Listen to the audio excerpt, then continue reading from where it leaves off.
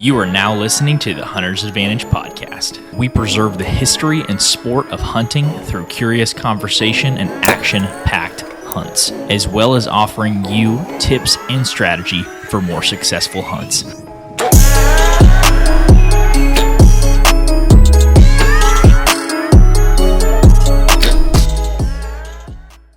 Hey everybody, welcome back to the Hunter's Advantage podcast. This is episode number 159, and we are joined by a special guest today, Adam Hayes. Thanks for jumping on with us. Absolutely, man. I appreciate you inviting me on. Of course. So we wanted to do a few things today with the episode. I wanted to kind of dive into your process for kind of scouting, locating these special type of bucks. It seems like you're hunting every year. And then how you kind of make some of these game time decisions of when and how, which one to go after. But before we get into that, we've been kicking back the idea of doing a podcast for a couple months. So I wanted to ask, how was your spring? I think you went up to Canada.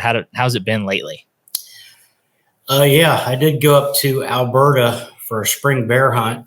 I've been bear hunting for 20 years. I've killed, 9 or 10 bear. I've got 3 that are right in that 20 and a half inch range. And anybody that knows anything about bear hunting, it takes 21 inches to make Boone and Crockett. And I think a Boone and Crockett bear is just as rare, if not more, than a 200-inch whitetail. I mean, there's just not many of them out there. Doesn't seem to be anyway. And it's a tough nut to crack. And we had a couple of giants on camera that I was hunting in particular and never saw either of them during daylight. I mean, I passed, 6, 8, 10 bears a night, waiting for a big one. I did get to film a good friend of mine kill a giant cinnamon, actually the outfitter, and he's one of the members of the show, Team 200.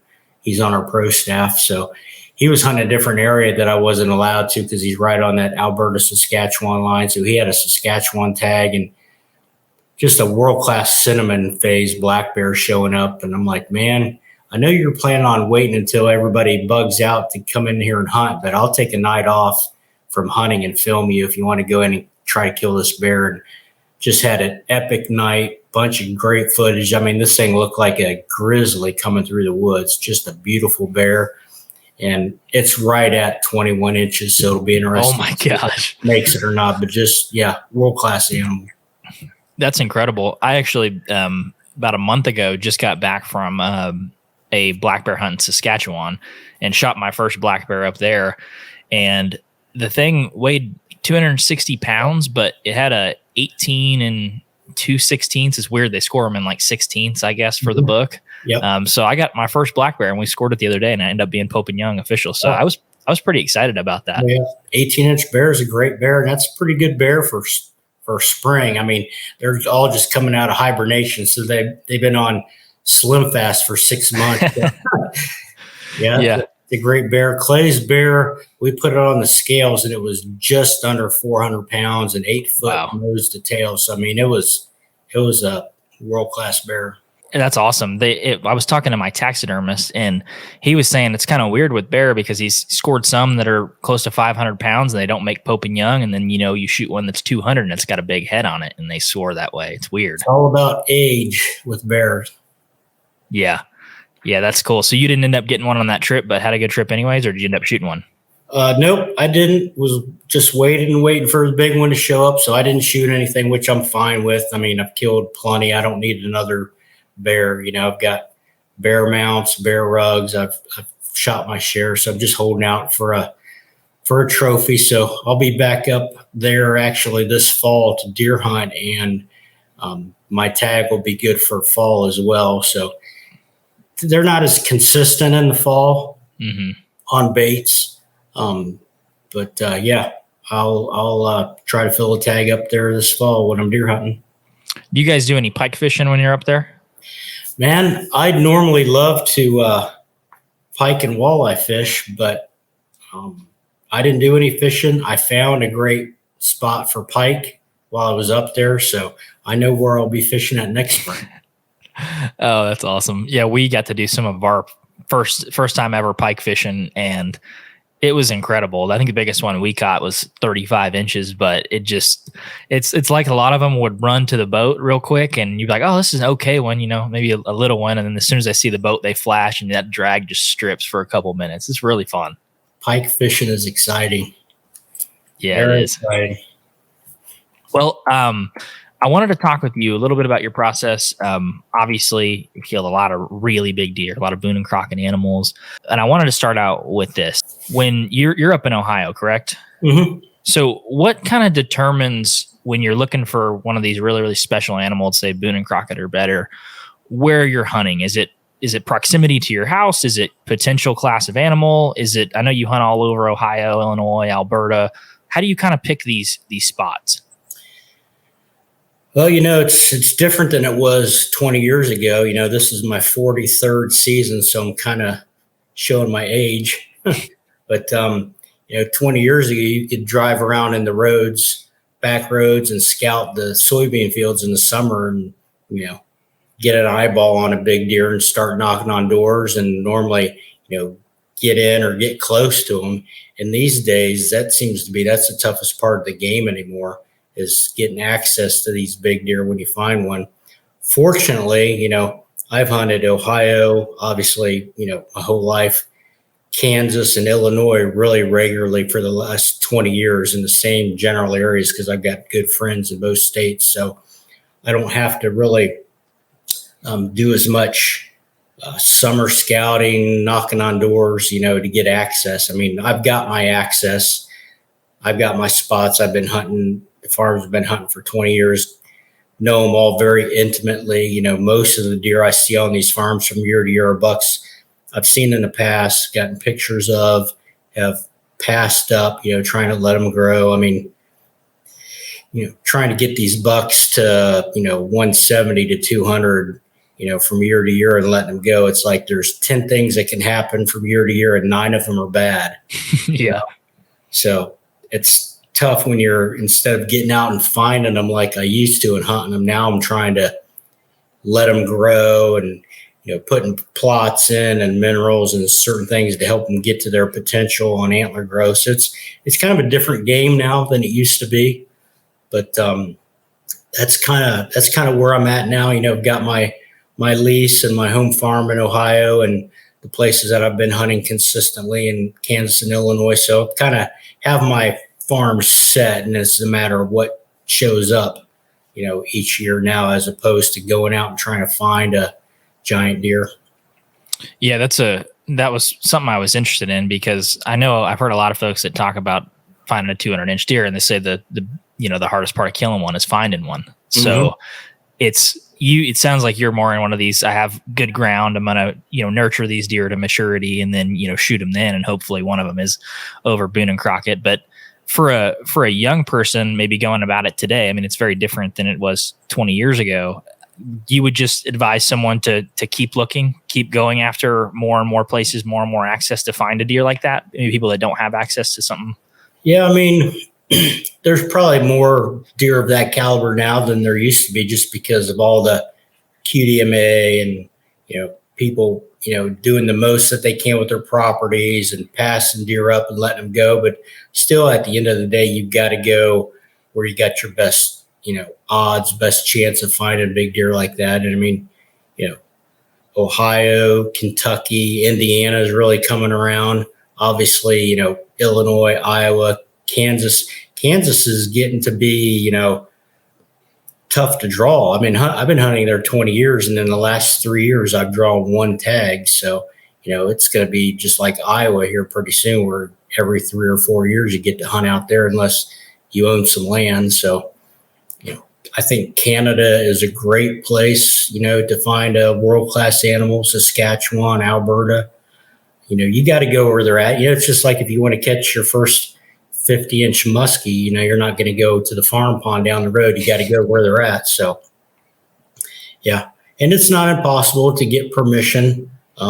It's just a lot harder than it used to be. So I wouldn't count on knocking on doors and getting permission to hunt a 200-inch deer, because chances are there's a handful of guys that already know that deer's there and the property's probably already leased or Yeah, but if I was going to give somebody some advice for looking for big deer, just like back in the day, you've got to look for sanctuaries where these deer can get away from the majority of the hunting pressure to get some age on them, and it might be, an area where, there's no hunting in city limits, or, a farm that's nobody's been allowed to hunt, forever, try to get next to something like that, some type of sanctuary where they can get some age on them and get away from the majority of the hunting pressure. It's a great place to start. What's the pull to Saskatchewan, Alberta? When I was driving through, we didn't fly in, and it felt like the first 4 hours that I got over the border into Canada, there was nothing. Like, we were taking dirt roads the entire time through, not even a lot of the highways, and there was just incredible farm ground, which really surprised me. But in your mind, what's the big pull to Alberta, Saskatchewan for these big bucks? Well, for one, it's a different species of animal. They're bigger up there. It's the biggest subspecies of whitetail. So just out of the gate, you're talking about a bigger animal. Two, the hunting pressure is a fraction of what it is down here. Saskatchewan and Alberta, I don't know exactly how big those provinces are, but I would gather that it's probably, 3 times the size of Ohio, so you're talking about huge provinces with very limited hunting pressure, a bigger animal. Just everything about it, everything about it is conducive to hunting big deer. Yeah, that's a good point. We drove up there and I had a funny experience. One of my buddies was driving, and of course we were driving home super tired, and I think we were in southern Saskatchewan, and I was like, stop, a moose is crossing the road. And he was like, dude, that's a whitetail doe. I was like, what? I swear it looked 6 foot tall off the ground. It was like a southern buck or like a Midwest buck. It was huge. I've seen a couple animals up there that were pushing, that 350, 400 pound range. They get big up there. They're dealing with tough winters, and it takes a bigger, tougher animal to survive the winters that they have up there. So the outfitter that we were hunting with in Saskatchewan told us that he had a guy pass a mid 170s buck because he thought it was 130s 140s type, and he showed him a video of it, and he's like, dude, that deer weighs 300 pounds. He said, that's not a 130-inch deer, that's a mid 170s. He just let it go. He had no idea. It's very deceiving, and I see it. I'm constantly watching Outdoor Channel or something here in my office during the day, and I'm always shocked, when you see a hunt up in Canada and a buck, you really got to pay attention, because it really throws you off with the size of the body up there. And, a decent buck, you think, it looks like 150, 160 inch deer, and it ends up being, 175, 180, because their bodies are so big. They don't look that impressive, Mm-hmm. What's just the opposite of somewhere like Texas? Everything down there looks giant because they're on these tiny little bodies. Yeah, 130-inch rack on a 90-pound, 100-pound body looks pretty big. Yeah. What's the biggest one you've shot in Canada so far, body wise? Well, shot or shot at. Either way. My first trip ever up to Alberta hunting the Edmonton bow zone, and it's been like 20 years ago, saw the biggest buck I've ever seen in my life up there. And I had him, in bow range for like 3 hours, got the whole thing on film. And to make a long story short, I blew the whole deal, and I got an arrow in him, but I didn't kill him. At least we didn't find him. And, it was a 230, 240 inch deer. And going back and looking at the footage of that animal, that deer had to have been 350, 400 pounds. Just, he looked that big. So you can imagine how big he really was. That's incredible. That I've heard, I think the outfitter we hunted with said 360 was the biggest one he'd seen. He showed us some pictures. It's unbelievable. It's a completely different animal. Like you said, I wonder, I've heard there's different subspecies of whitetail. Obviously if they're going to range across the country, but that's got to be a different one. I'm in Texas, and Those don't even look remotely similar. Yeah. Yeah.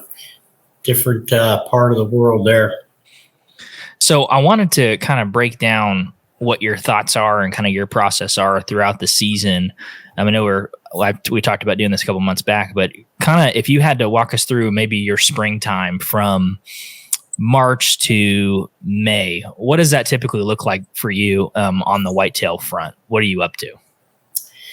You know, late season is really my favorite time to get out and scout. I'm an old school guy. I love, spending time in the woods, scouting and trying to figure out, where these bucks are bedding, where their core areas are at, where they're spending the majority of their time, and then, from there, obviously figuring out the food sources are the easy part, figuring out how they get from A to B, because my tactic really revolves around finding a buck's weak spot, finding somewhere along his travel corridor where you can get within bow range of him while he's using the wind to his advantage.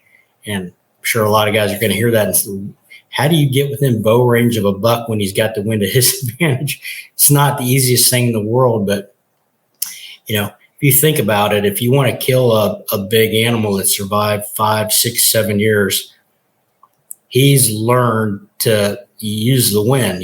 They live and die by their nose. And if you want an old buck like that to feel comfortable enough to get up and move before dark, you got to give him the wind to his advantage. I mean, that was just a light bulb moment. I can kind of remember where I was at, in my hunting career when I came across that, but it makes perfect sense, that to get them to feel so comfortable that they're going to take a chance on moving during daylight. Why not give them the wind if that's what they want? So if you're going to give him the wind, you've got to find somewhere along his pattern or his trail where you can get within bow range while he's using the wind to his advantage to take advantage of it and get an arrow in him. So that's really what I focus on. I normally, because I'm hunting the same farms every year, and I'm normally hunting deer that I've known for 2, 3, or 4 seasons until I, get to that point where I want to hunt them. Pretty familiar with the areas and the deer, and it's just a matter of fine tuning and finding those perfect trees, because I'm all about finding that one tree, that's the spot to kill them. Because I've shot my 13th buck this past year over 170, and just about every one of those bucks I killed the first time I hunted the area, because I'm all about finding that one spot, that you can take advantage of them and kill them while they're doing everything right. And you think that immediate postseason is the best time to do that? Yeah, because woods are wide open. There's no foliage on the trees. You can see the trails, the rubs, the scrapes. It's really a great time to really be able to read the sign. Plus, shed hunting. I don't do a bunch of shed hunting. If I find sheds off a couple of bucks that I'm after, it's a good shed season for me, because I'm really focusing on specific animals instead of just covering as much ground as I can. So, I want to maybe double click into the wind thing for a minute, because this is something that's really interesting to me. If you had to kind of dive into it a little bit more, how do you hunt in a place that is good for not only the buck to feel comfortable enough to use in daylight, but for you to also have a spot to hunt him and maybe take advantage of that? Because in my mind is that, say you have a north wind and on an east, that get blowing into the bedding area gives him a great option of moving out of that bedding area, but there's a point of no return. If he passes this, he's going to get you, but you kind of have to roll those dice. Or how do you kind of think about it? Yeah, it's most of the time you're splitting hairs, and you've got to have a bulletproof, scent elimination regimen. I'm using ozonics. Sometimes I'll use 2 ozonics units if the wind's really marginal. And I'm using cover scent every time I'm hunting. So, there's a lot of extra steps that you need to take. But, the best way to find those spots is to really put yourself in that buck's position, starting from his bedding area. If you know the direction of travel where he's going to go, where he's going to want to go to feed, first of all, what wind is he going to want, to have it either in his face or to be able to, scent check the direction that he's going. And then you've got to think, a step beyond that. So if I'm the buck and I'm moving through here and I've got this wind, where's the weak spot at? Where can I be in a tree where he's not going to be able to win me? And that's normally going to be on some kind of, a turn. Sometimes it's a crossing, fence crossing, somewhere where, maybe the terrain, a road, a body of water forces an animal into an area that you can take advantage of. It's just taking that next step and trying to figure out where you can be that, when he's got the wind in his face, where can you be where he's not going to be able to pick you off? And sometimes it's not the easiest thing to find, but, and that's why I do so much scouting, is because I'm looking for those spots where I can take advantage of him using the wind to his advantage. And that one thing has probably been one of the, if not the biggest thing that changed my success on mature bucks. When I quit hunting winds that were good for me and started hunting winds that were good for the buck I'm after. Yeah, listening to you talk about it, it brought up something I was thinking about from last season. I shot a buck on opening day in Oklahoma last year, 7.5-year-old buck. And the stand that I shot him out of is perfect for a north wind. I mean, it's pretty much bulletproof for a north wind. And on opening day, of course, it was a pure east wind, which is a great wind coming out of that bedding area. And there's where that tree stand is positioned, when that deer came in opening morning, 5 more yards, he comes to the south, he busts me, but he doesn't. And he comes right and Jay hooks in front of me, shoot him on opening day, 15 minutes into the hunt. It was a terrible win for me. Yeah.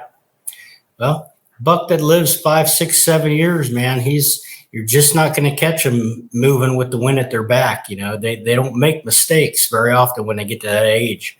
So, yeah, it's a good point.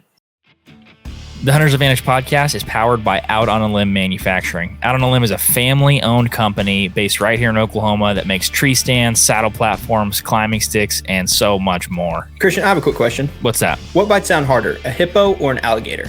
No idea. It's a trick question. The Ridge Runner 2.0 bites harder than both of them. But all jokes aside, we use these products all across the land on public or private. These help us get into any tree we want and hunt where the deer actually are. Most men go to the grocery store for their meat, but these products help you go to God's grocery store. I have used the Out on a Limb Ridge Runner 2.0 and the Shakar sticks for the last few years hunting public land bucks, and I've actually shot several bucks out of this setup.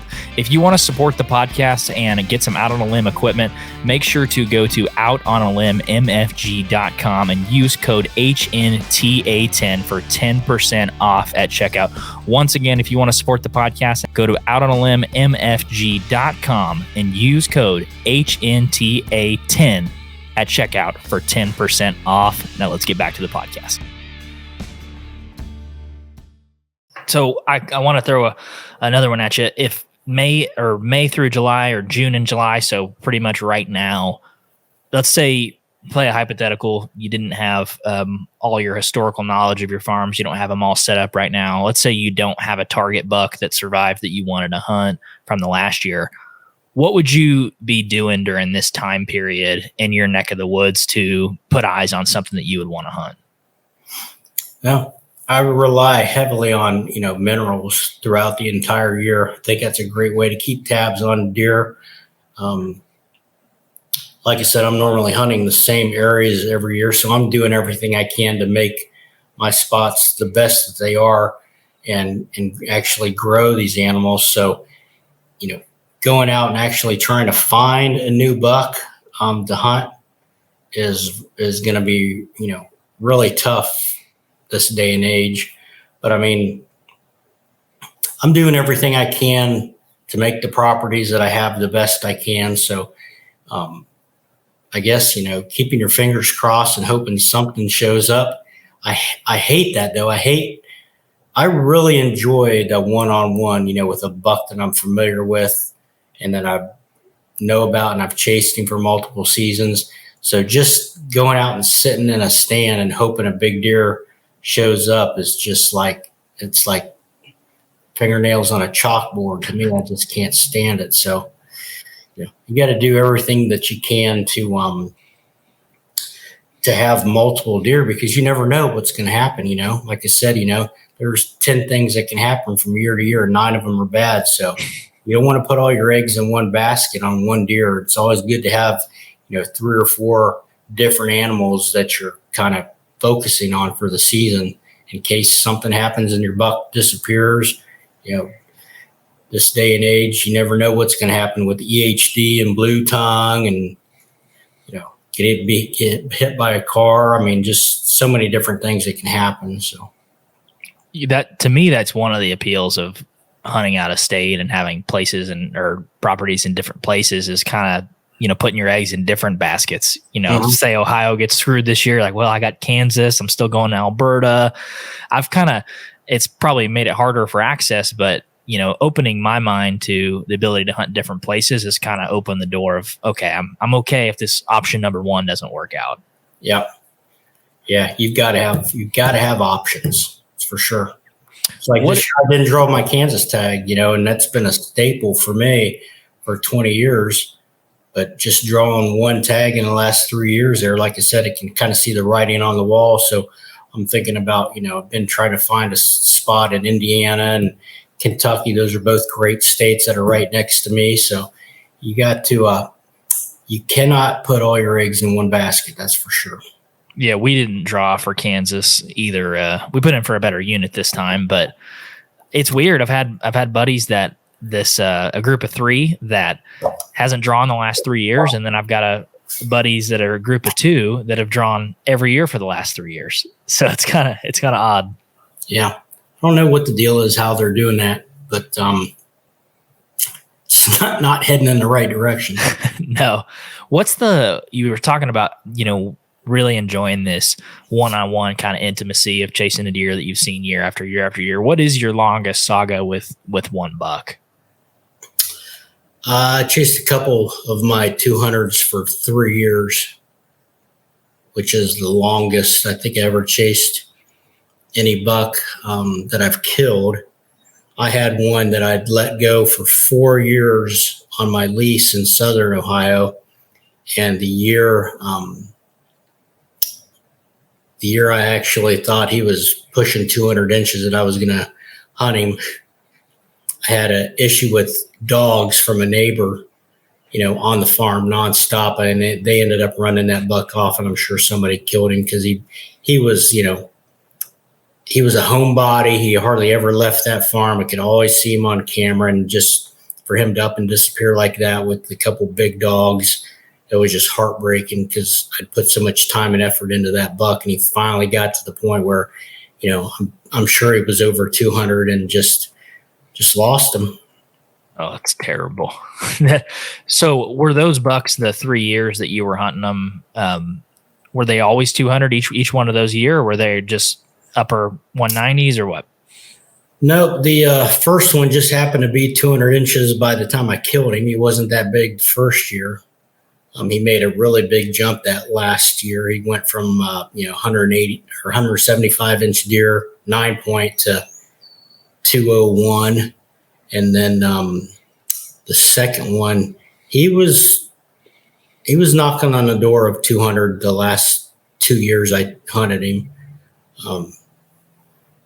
I picked up a shed. Actually, my dog picked up a shed the year before I killed him, and he was high 90s typical. So he was that big for a couple seasons.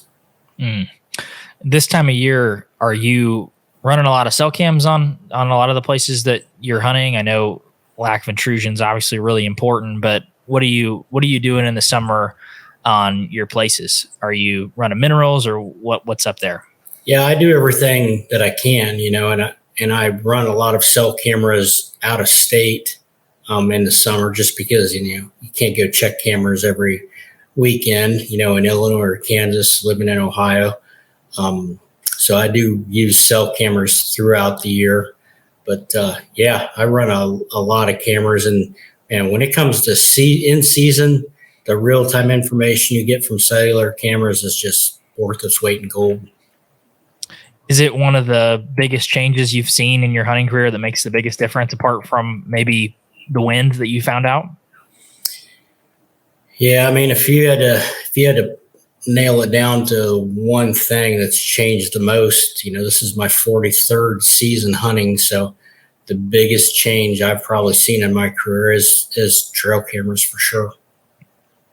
It's pretty, yeah, it's kind of, it feels like cheating sometimes. Like I see it when I'm pulling up to the lease and I'm like, well, I hope that buck's not there. And I'm like, well, I could look down at my phone and tell you if he's been there in the last 15 minutes. And that, there's an interesting balance of that, of kind of taking away a little fun of the chase, but I don't know. Yeah, I mean, it can go the opposite direction too. You get to a point where, where you get to depend on these cameras too much, and get into that mindset. Well, if he hasn't shown up on camera, he's not there. And I mean, man, that will come back to bite you in the ass every time.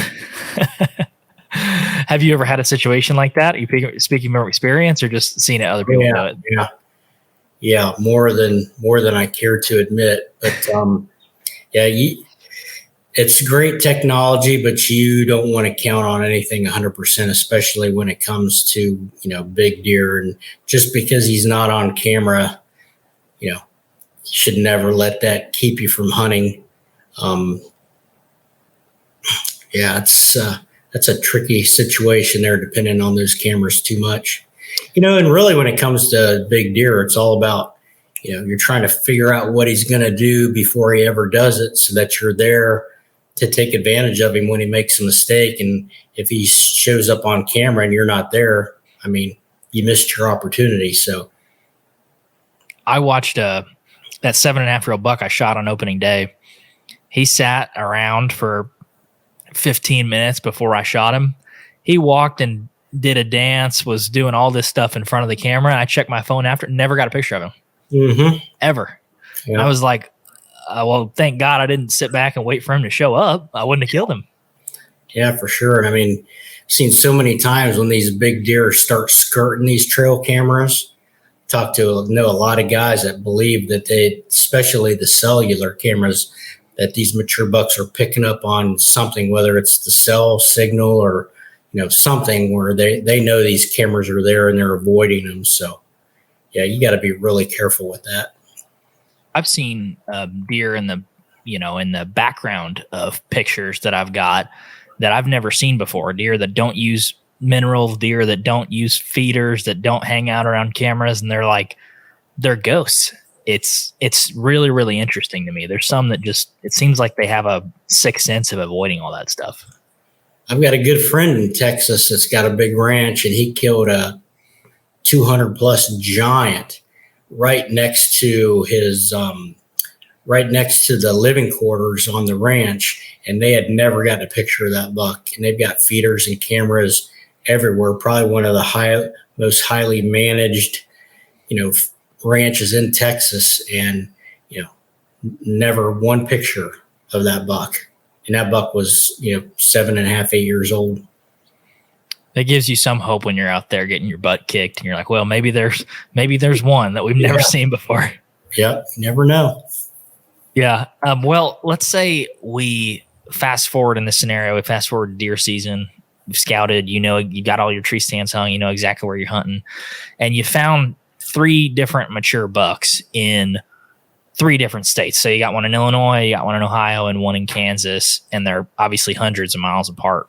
What is your decision-making process on how and when and why to target each one of those bucks? Is it how big the buck is? Is it ranking? How do you kind of go about that if you have multiple options and they're all kind of looking sweet? Tell you what, hunting season in general, let alone trying to do it in a few different states, can be a strategic nightmare. It really can.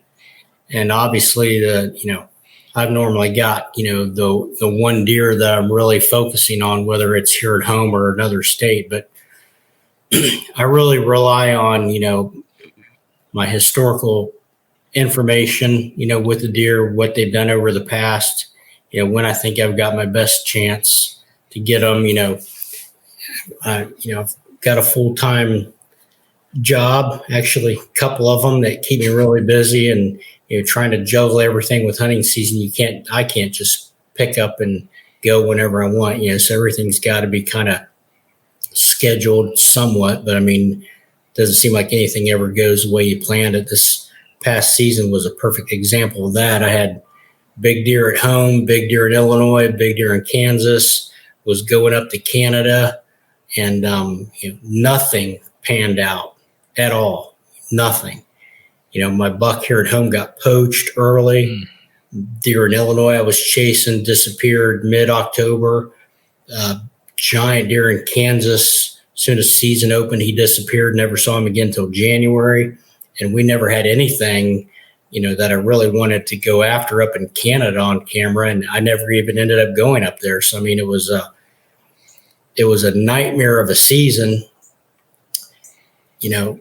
Nothing went right. And I ended up pulling one out of my, in January, killed a 180-inch deer in Illinois that I'd had 2 daylight camera pictures of all season long, and ended up killing him the 13th of January.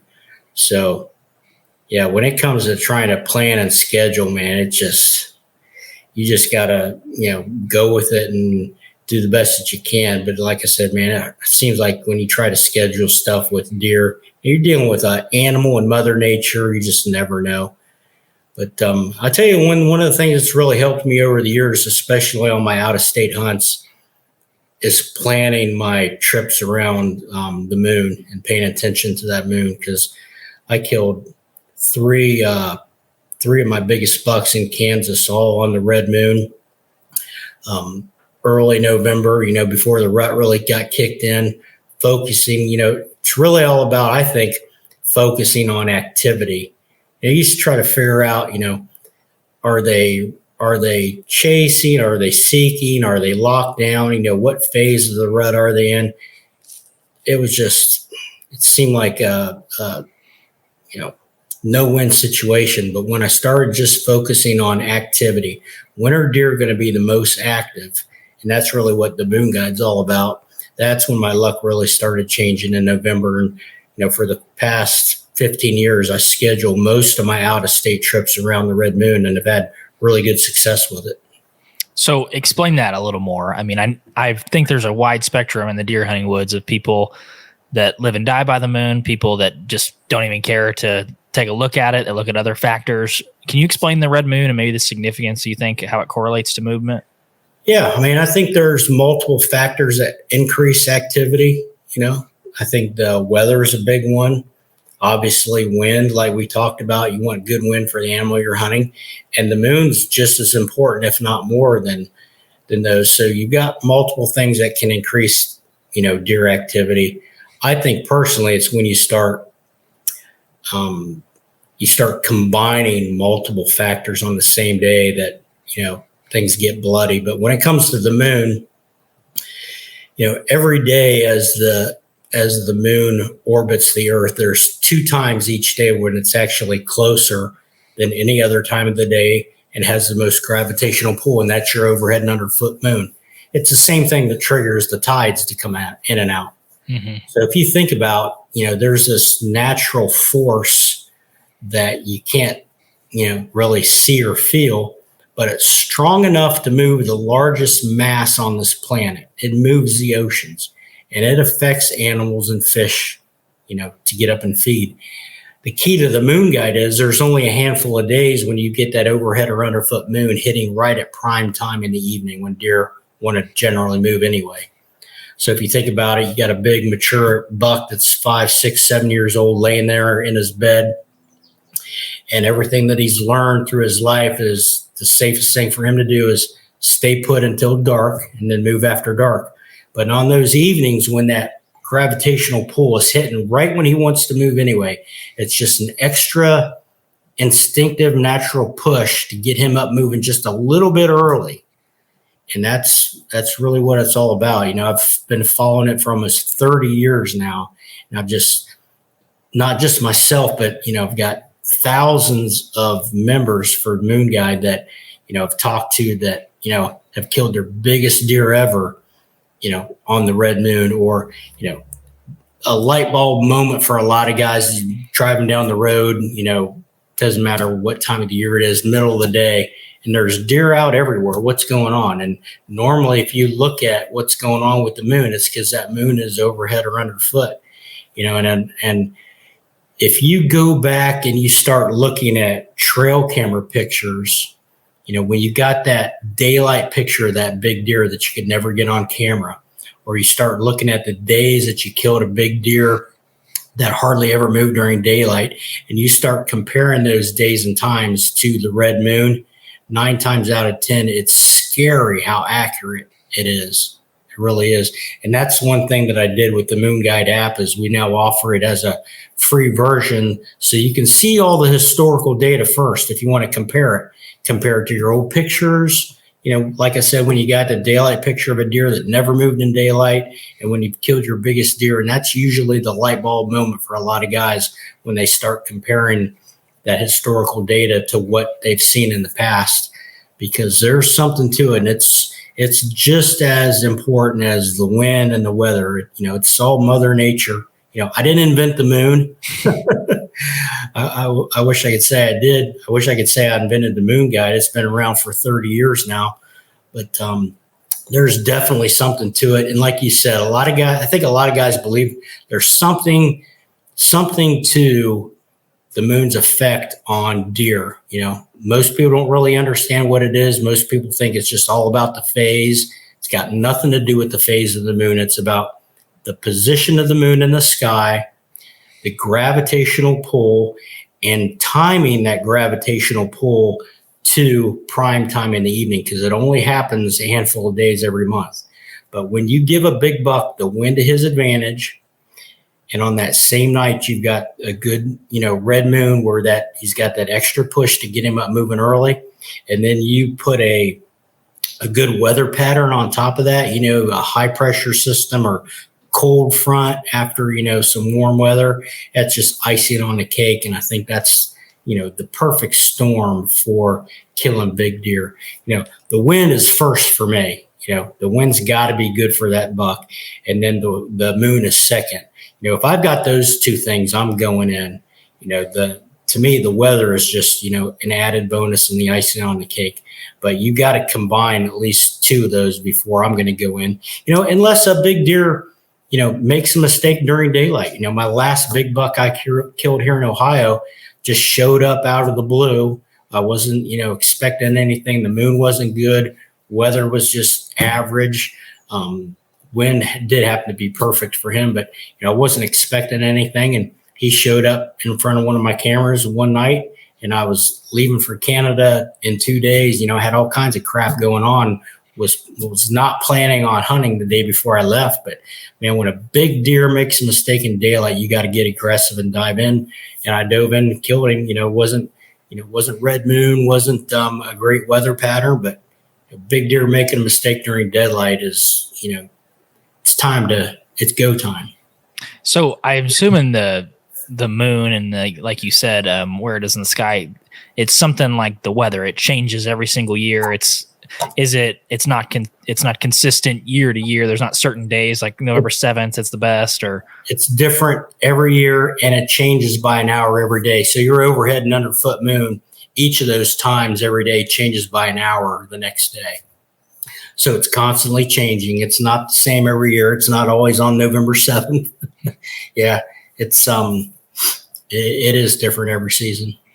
So how does that relate in with the Moon Guide? Is it something that you guys put out, on a 365 year or day a year basis, or is it a month, or how do you guys kind of distribute that? Well, the Moon Guide's been out since the early 90s. Good friend of mine, Jeff Murray, is the one that invented it, came out with it back then. And then Jeff had leukemia and battled that for like 7 years. And the Moon Guide, he didn't really do much with it. Back then, the only advertisement was in magazines. There was no Outdoor Channel or Sportsman's Pursuit.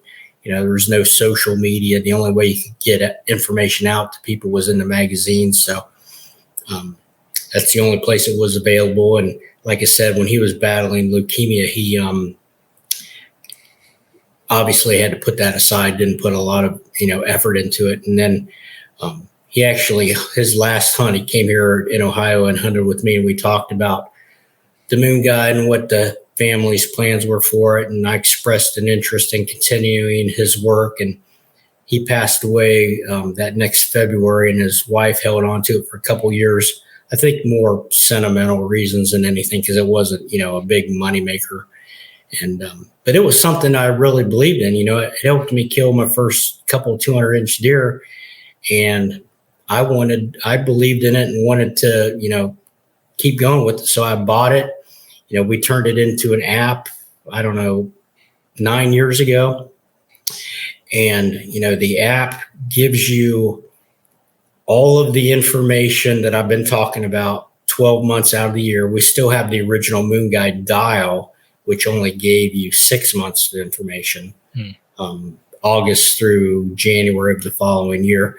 But now with the app, it's got 12 months of information. You can look to next year, because a lot of guys that have used it forever, they plan their vacation around it.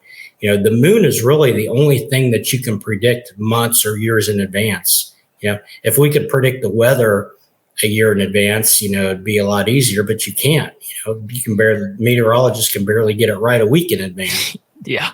But if you've only got 1 week to hunt, or if you've been saving your money, for a once in a lifetime guided hunt out in Illinois or Iowa or something, and you want to be sure to make the most of it, and you've got to book that a year in advance, you really need to be looking at what the moon's doing, because like I said, it's all about activity. You want those deer to be as active during daylight as you can, and that's what the moon guide's all about. So, is there any situations, I know you said that in your mind moon trumps weather, which you'd like to have them all in line if you could, that'd be the best situation. But is there like an extreme example where, it was 85 degrees or really hot and you're hunting and you kill a deer in the right moon phase that just makes no sense apart from the moon? Biggest buck I've ever killed in Kansas, 221 inches. I killed that deer first week in November in Kansas. And anybody that's hunted Kansas knows it can be super hot in November out there, which it was. I got out there when it was 85 degrees and there was nothing moving. That deer had been showing up on camera, middle of the night, was starting to get closer and closer to daylight the closer I got to red moon. And I waited for the red moon there that end of the first week of November, thinking that was going to be my best chance to, catch him moving during daylight. And the night I killed him was a 5th or 6th night of my hunt, and 80 degrees that day, just stifling hot, nothing's moving. Hour and a half before dark, this buck comes strolling through, and it's not the rut. That deer was not out cruising, looking for does, Rut seems to always happen a little bit later in Kansas. There was just no reason for that big deer to be moving that early in the day when the weather was that hot. But the wind was perfect and the moon was perfect. So, that's a perfect example for me, because you just don't catch a big deer like that making a mistake, especially when it's that warm out. Yeah, I'm a pretty analytical guy, and I kind of sit back and I try to always think of reasons why things are happening, and a lot of them I think are in my mind have gone unexplained. So I think that's something I'll probably try this fall, is see if I can overlay some of that trail cam data and maybe some personal experiences with the moon guide, and seeing is believing. You don't blindly trust anything, but if you check and verify and it works for you, that's exciting. I think I'll try that out this fall. That's got me intrigued. Like I said, this is my 43rd season. I've been hunting for a long time, probably have been hunting longer than you've been alive. I don't know how. Yeah. But the one thing I've learned is you can never stop learning. I learned a valuable lesson this past year because I don't know. Have you heard of Bobby Worthington? Oh yeah. Legend. Yeah. Legendary guy. I've read his stuff for years, never met him. And, he's regarded by some as, one of, if not the best whitetail hunters in the country. And I met him at a trade show in Indiana, got to spend some time with him. And I was amazed that, Bobby's whole strategy is like the exact polar opposite of what I do almost down to every aspect of it. But he's been really successful. He's developed a system that works for him. It's all about hunting in November, when deer are the least predictable, the least patternable. I'm after a specific buck. I want to hunt them when they're doing the same thing every day, early or late season. That's why I struggled with November so much, because you never know what they're doing. But he's figured out a process that works for him in November. And it was like a light bulb moment for me. It's like, why am I not doing that? Why have I not been doing that? You can never stop learning when it comes to these big deer. And once you think you got it all figured out, you're going to have your ass handed to you by a big deer. It's going to happen. And it just blows my mind.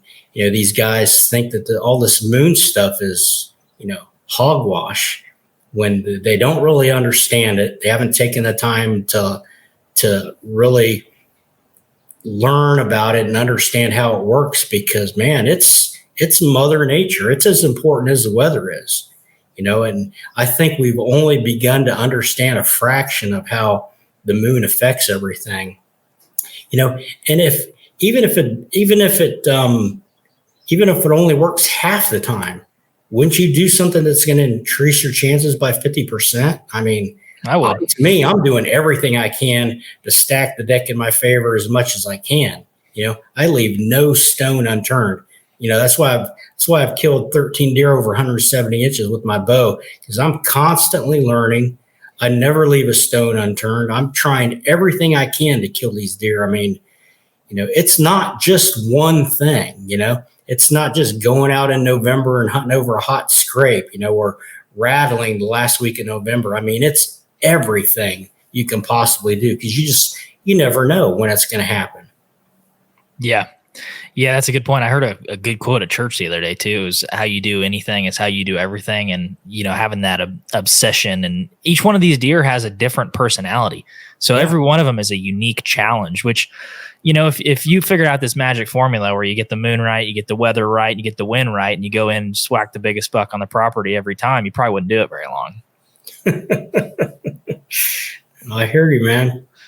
I wanted to give podcast listeners something tangible to walk away with. And, let's just say most of the folks who listen to this they're not, but let's just say that most of them are novice or beginners. What do you think it is that, most folks starting out or kind of in those first few years of bow hunting mess up with the most when it comes to hunting a mature buck? I really believe that the toughest part of hunting and killing mature deer is probably not hunting until everything is lined up and stacked in your favor. Spend so much time and effort and money with equipment and practicing and finding these deer and scouting and doing your food plots. And I mean, there's so much that's involved throughout the entire year.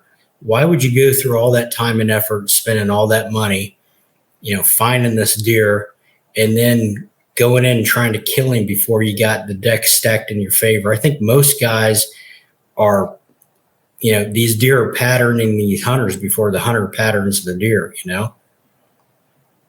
I really think that's probably the biggest key to it is, learning as much as you can about these deer, scouting, and then stacking the deck in your favor. Because if you've, let's say you've got the big, you found the deer that you want to kill, first 200 deer, whatever it is, you've done all your scouting, the best place to be to kill the buck. Why wouldn't you wait until everything is stacked in your favor to kill him? Good wind, good moon, good weather. Because every time you go into that buck's area and you don't kill him, the game's going to get tougher every time, because he's going to end up picking up on something. He's going to smell where you walked in, left some scent behind. He's going to hear you walking out after dark. He's going to see something. He's going to pick up on something. And the game's going to get tougher every time you go in there and you don't get him killed. So the biggest thing for me over the last 20 years is trying to kill that animal the first time I go in. And the best way to do that is stacking the deck in your favor, man. You want that perfect storm before you go in. And I'm not telling guys not to hunt. I'm not sitting at home watching TV if it's not, a good wind and a good moon. I might be on a different farm scouting. I might be in an observation stand 200 yards away from my kill tree, watching that area develop and trying to pick up another piece of the puzzle. I spend a lot of time in a tree observing an area, watching how the deer move through an area, what wind direction are they using, on which trail they're using. There's all kinds of information you can gather from just watching an area develop. So that's probably what I would suggest. Yeah, I've learned that lesson, I think, the hard way. I used to go out pretty much every single day when I was 15 years old, have my grandma pick me up from school, go out and hunt the same tree stand every day in the middle of a food plot, never worrying about wind, never worrying about temperature, never worrying about access. And there was times where I'd go 20 or 30 sits in a row and I'm like, I haven't seen a deer. I know they're here. I get trail cam pictures of them all the time. And when I figured that out, yeah, if that's what a guy's into, and he just enjoys being out, there's nothing wrong with that. But if you want to try to kill big giant deer consistently year after year, you've got to have a different approach. So it's really all about what you want to get out of it. Yeah, that's very true. How has your scouting to preparation to hunt ratio kind of change over the years? Did you hunt a lot more and scout less when you were younger, and you've kind of scaled that the other way around, or how does it work now? Hey, when it was hunting season, I needed to be hunting, just like what you were saying, if it's hunting season and I don't have to be at work, I'm in a tree somewhere, and yeah, it's changed drastically because, you learn over the years to hunt smarter and not harder. And a lot of times it's not about, being in that stand trying to kill that animal. It's trying to figure out where and how you need to kill him. I read a book that Jeff had wrote back in the day called Moonstruck, and we're actually, reprinting that book right now. Probably the best book I've ever read on hunting big deer and understanding the moon. And there was a chapter in there that Miles Keller wrote where he talked about hunting from the outside in. And he would basically go into an area on a farm and he'd start on the outskirts of it, and he would just gradually move closer and closer and closer and closer until he knew the exact tree he needed to be in. And, that has been a big part of my success over the last 20 years is using that approach, watching an area develop, not going in and alerting everything because you dove right into the middle of the spot, sitting back and watching what happens, where the deer are at, what trails they're using, and figuring out, how a buck moves through an area, and not letting him know that you're there until you figured out what he's doing and where you need to be to kill him. Yeah, that's a really good point. I did want to talk to you a little bit about 200-inch deer or world-class deer, Boone and Crockett's. Is there anything different in your mind from a world-class buck to just another mature animal, another mature buck? Is there anything, the way that a character trait, the way that they move, that anything different, or is it just another mature deer? I don't think a 200-inch deer in Ohio, that's 6 years old is any different from a 6-year-old deer in South Carolina that's 150 inches. When they're mature and they're old and they've, figured it out, I don't really think it matters to the deer anyway, how big their antlers are. It's all about what's going on up here. So, a 200-inch deer is just gotten that way because of genetics and everything else it takes to grow that antler. But the most mature deer in an area, I don't think he's any different than, a mature deer in another area, if I'm understanding your question correctly. Yeah, I think there's something fun and just kind of mystical about a 200-inch deer. And you like to think that they're just some kind of superhuman that just has a different level of brain capacity, or they understand their environment just that much better. And what I've heard from a lot of people that have shot them is, no, the difference in them is the rarity, right? Not the way that they behave. Yeah. Yeah, I would agree with that. I definitely am of the thought that when a mature deer gets to be, 5, 6, 7 years old, it's a completely different animal. And I like to compare them kind of to, an older an older man, kind of like myself. I'm 56, and my mindset these days is completely different than it was 20 years ago. Every day I'm thinking about how I can keep my butt safe. Mm-hmm. More important to me than anything else these days. And I think big bucks are like that. They get old for a reason. Their core areas shrink. I've heard some guys talk about the fact that they think a really old deer probably lives in a 30 or 40 acre patch 98% of the time. They know where they're safe. They know that area intimately, and they just don't make any mistakes. They just don't move like they used to. And yeah, there's a song, I forget the name of the song, but there's a line and it says something like, what was it? Crap. My memory's not what it used to be either. I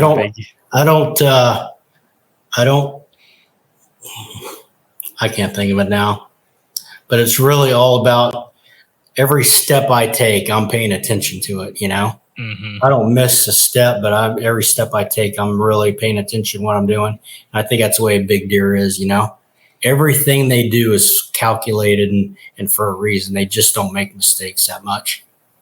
Yeah, shrinking that core area is, I think, a lot of part of the challenge, because you're going after a deer in a smaller and smaller area every year that he's alive, and they just get to know that like the back of their hand. And that there's just there's every year there's less places to take advantage of them, and I think that's part of the fun. Yeah, I had this in my notes. Haven't lost the step. I just look before I take them. There you go. That's what it's all about with a big deer, man. Yeah. Well, we like to end a lot of the hunting episodes that we do with a little segment we call Close But No Cigar. And you obviously have a really, impressive resume, but we want to make you maybe a little more human. And, can you talk about maybe one encounter or shot opportunity that, besides the 230 that we talked about in Canada, that still haunts you to this day, where you went home empty-handed, not satisfied? What is a Close But No Cigar moment? Yeah, so I chased a giant in Illinois, probably pushing 5 years ago now. Biggest deer I'd ever seen over there.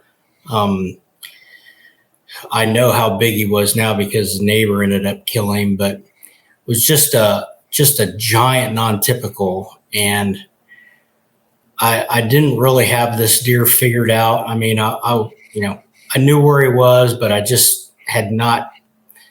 The deer made a huge jump, and it was not a deer I'd been focused on. So I just really didn't have him figured out. But I went into the farm, set up for him. And I never hunt out of a really big tree. I just don't, because your shot opportunities behind you are very limited, to get around a big tree. And the area that I thought I needed to be in, the only tree was a great big beech tree. And they were picking corn across the street. And I think what happened was they had run the buck and the does out of the cornfield across the road, because I had set up just inside the woods, facing in the woods on an evening hunt, expecting deer to come out of the woods and head to the fields behind me. And all these does came piling in from the field into the woods, directly behind me, directly downwind. It was early to mid-October. Ton of leaves on the trees. I want to say there was like 7, 8, maybe 9 does. They come in and they're just kind of milling around, feeding. I'm sitting there watching them, peeking around the tree, because this tree was, 3 times as big as me. And all of a sudden, that giant non-typical came crashing into the woods. The does kind of scattered. They didn't run off, but they just kind of scattered. And I lost track of where they were at. I'd still see a couple of them, but with that many does and as heavy as the foliage was, I couldn't see all of them after he busted them up. And they settle down, they're milling around feeding, and he's 10 yards behind me. Nothing between me and him but air and this tree that I'm in. And I'm reaching around the tree. I got my camera on him because I'm filming myself. I had to spin around to the other side of the tree, got my bow off the bow hanger, which was my fault. I should have had my bow off the hanger when the does came in, but regardless, got my bow off the hanger, and I did everything I could to get around that tree to get a shot at this deer, and I just couldn't do it. And I ended up leaning against my safety harness. You know, if my harness wouldn't have been there, I would have fallen out of the tree. That's how far away from the tree I was leaning, trying to get around, and ended up one of the does that I'd lost track of. She caught a little bit of something, and she jumped and moved off, and all the does just started filtering away. And all I could do was watch him follow those does out into the field, you know, and he was in bow range the whole time, but I couldn't get around that tree to get a shot at him. And they ended up killing him on the neighboring farm during gun season. He was 232. Oh my gosh. Just a world-class animal. But yeah, I did everything right except for one little thing. You know, I hung a stand in a tree that I couldn't shoot behind me, and that's exactly where he came in, and that's exactly where he left. And you know, one thing I never do, I did, and it cost me. So it's so crazy that the difference between success and, you know, ultimate failure is one little detail like it's that. Always the littlest details that make the biggest difference when it's too late to do anything about it. Mm-hmm. I always trying to prevent a moment like that. Every time I see one little limb hanging over that's got 3 leaves, I'm like, no, let's just get it now. It's 100 degrees or we're hanging the stand, but let's just get it now because that's going to be what stabs me in the back. Yep. It's always the little details, man. Wrapping up like this, where can people connect with you to see your stuff, maybe watch your show, get the Moon Guide, and follow everything you guys got going on? Yeah, so Team 200 is on the Pursuit channel, third and fourth quarter. And then we also run on Waypoint TV, which was our digital streaming service. So waypointtv.com, you can watch every episode, all 9 seasons, 10 seasons on there. They've got a free app you can download on your phone to watch all the shows there. And then moonguide.com for information on the Moon Guide. You can get the dial or the app through the website. The app's available on the App Store and Google Play. And then if anybody, I try to answer, all emails and any questions personally as much as I can. If somebody has questions or wants to talk about it, wants to understand it, you can email me at info@moonguide.com or shoot me a message, through Facebook or Instagram. I try to get on them, but I'll tell you I'm not on all of those every day. So if I don't get back to you right away, it's not because I'm ignoring you, but best thing, is email. And then, like I said, Pursuit channel and Waypoint for the show, and moonguide.com for information about Moon Guide. Cool. Well, thank you so much, Adam. I really appreciate it. Not a problem, man. I appreciate you having me on. Thank you guys so much for checking out the Hunter's Advantage podcast. If you enjoyed the episode, make sure to leave us a rating and review on Apple Podcast, Spotify, YouTube, or wherever you listen to the podcast. Thank you guys so much, and we'll see you in the next episode.